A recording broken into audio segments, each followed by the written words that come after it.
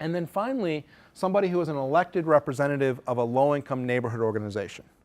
This is actually the least commonly used and the least understood of the options, because it's much narrower than people sometimes think. So in order for a person to count as the elected representative of a low-income neighborhood organization, first, the CHDO's organizational structure, it could be in its bylaws, right, it could be in its articles of incorporation, something else, needs to actually give the right to another group to place somebody on the board. That other group needs to be a neighborhood-based organization in a low-income neighborhood.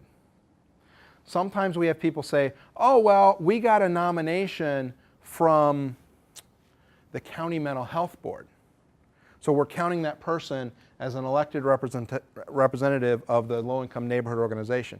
And the answer is no, right? One, there wasn't actually a formal structure within the organization of the CHDO's legal structure that said this organization gets to appoint somebody to the board. The other is that sort of countywide health board, even though it may primarily serve low-income people, is not a neighborhood-based organization in a low-income neighborhood.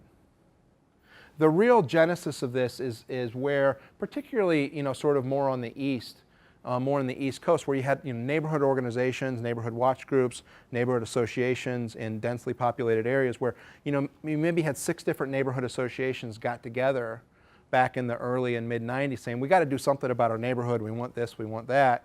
And none of them really made sense to try to form their own community development corporation, but together they sort of said, we're going to pool our resources and create a nonprofit that will focus on development, and each of us will get to appoint somebody to the board.